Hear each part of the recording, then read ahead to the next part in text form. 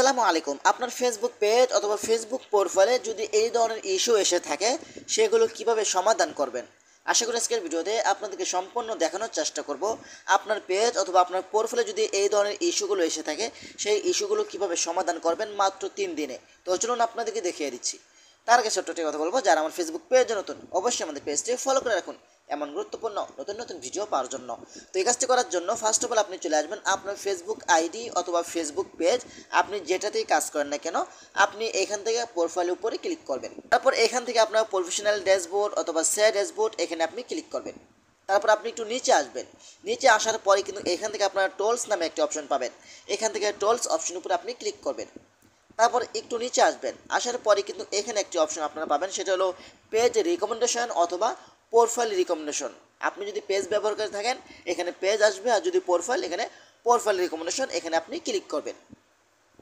এখানে ক্লিক করার পরে আপনি দেখতে পাবেন আপনার সমস্যাগুলো দেখতে পাচ্ছেন। এখানে দেখতে পাচ্ছেন এখানে your page work some ill roles, ঠিক আছে। আপনার পেজটা ফেসবুকের যে কমিউনিটি গাইডলাইন রয়েছে সেটার কমিউনিটি গাইডলাইনের বিরুদ্ধে চলে গেছে, সেই জন্য আপনাকে একটা ইস্যু দিয়ে রাখছে। আমি যদি এখান থেকে রিভিউ কন্টেন্ট অপশনের উপরে ক্লিক করি, দেখেন এখানে কিন্তু ফেসবুক আমাকে একটি ইস্যু দিয়ে রাখছে, সেটা হলো পেজ হ্যাজ সাম ইস্যু। ওকে, এটা আপনার কীভাবে সমাধান করবো, এটা সমাধান করার জন্য একটু ব্যাগে চলে আসবেন। আসার পর থেকে এটা আপনার স্ক্রিনশট নেবেন। ওকে, তো আমি স্ক্রিনশট আমি আগে থেকেই নিয়ে রাখছি, এটার একটা স্ক্রিনশট নেবেন। ওকে, এটার স্ক্রিনশট নেওয়ার পরে কিন্তু আপনি একটু ব্যাগে চলে আসবেন।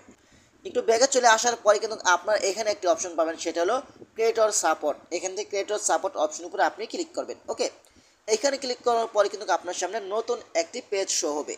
এখানে একটি পেজ শো হবে, সেটা হলো দেখতে পাচ্ছেন এখানে রিপোর্ট টেকনিক্যাল প্রবলেম, এখানে আপনি ক্লিক করবেন। ওকে, এখানে ক্লিক করার পরে কিন্তু আপনার সামনে নতুন আরেকটি পেজ শো হবে।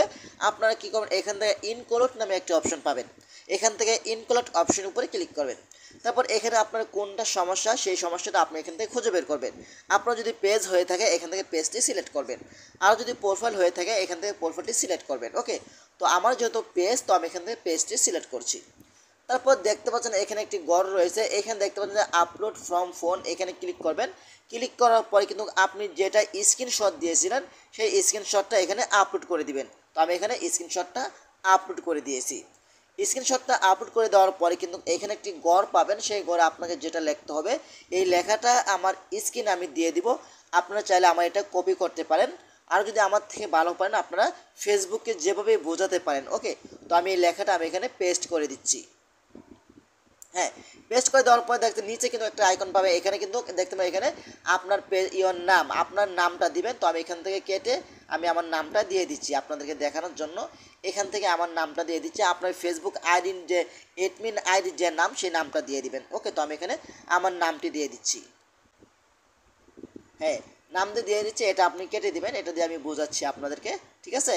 তারপর এখান থেকে আপনার যদি পেজ হয়ে থাকে এখানে পেজের নাম দিবেন, আর যদি প্রোফাইল হয়ে থাকে তাহলে প্রোফাইলের নাম দিবেন। ওকে, তো আমি এখানে আমার পেজের নামটি দিয়ে দিচ্ছি। ওকে, তো আমি এখানে পেজের নামটি দিয়ে দিচ্ছি। হ্যাঁ, আমি আমার পেজের নাম দিয়ে দিচ্ছি এসআর টেকনোলজি। ওকে, তারপর একটু আপনি একটু নিচে আসবেন, একটু উপরে আসবেন। হ্যাঁ, উপরে আসার পরে কিন্তু এখানে একটি অপশন পাবেন, দেখতে পাচ্ছেন এখানে আপনি এই লেখাটা আমি আমার স্ক্রিনে তো দিয়ে দিচ্ছি, আপনারা এটা দেখে সম্পূর্ণ পূরণ করে নেবেন। ওকে, তারপর এখানে একটি ব্র্যাকেট দেখতে পাচ্ছেন, এই ব্র্যাকেটটা আপনি কেটে দিবেন। হ্যাঁ, এখানে ব্র্যাকেটটা আপনি কেটে দিবেন, কেটে দিয়ে আপনার পেজের নামটি আবারও এখানে আপনার পেজের নাম দিয়ে দিবেন। প্রোফাইল হলো প্রোফাইল আর পেজ হলো পেজ। ওকে, তো আমি আমার পেজের নামটি দিয়ে দিচ্ছি, পেজের নামটি দিয়ে দিচ্ছি। দিয়ে দেওয়ার পরে কিন্তু আপনারা কী করবেন, এখান থেকে সেন্ড বাটন আইকনের উপরে আপনি ক্লিক করবেন। ওকে, এখানে ক্লিক করার পরে কিন্তু ফেসবুকের কাছে আবেদনটি চলে যাবে। তারা 72 ঘন্টার ভিতরে আপনার পেজটি তারা যাচাই করবে, অ্যানালাইসিস করবে। যদি দেখে যে ফেসবুকের ভুলের কারণে এটি হয়েছে, তারা কিন্তু তাহলে অল্প সময়ের ভিতরে কিন্তু আপনার পেজটি তারা আবার রিকমেন্ডেশন অপশনটি চালু করে দিবে। আর যদি দেখে যে আপনার ভুলের কারণে আপনার যদি একবার ভুল হয় তারা এটা ক্ষমা করে দিয়ে আপনার পেজটি পুনরায় তারা রিকমেন্ডেশন অপশনটি দিবে। আর যদি আপনি 3বার ভুল করে ফেলেন তাহলে কিন্তু এটা না আসতেও পারে এবং ঠিক করার সম্ভাবনা একদমই কম।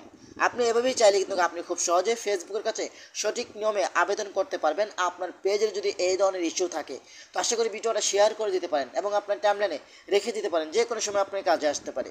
তো আশা করি আজকের ভিডিওটা এই পর্যন্তই। ধন্যবাদ সবাইকে, আসসালামু আলাইকুম।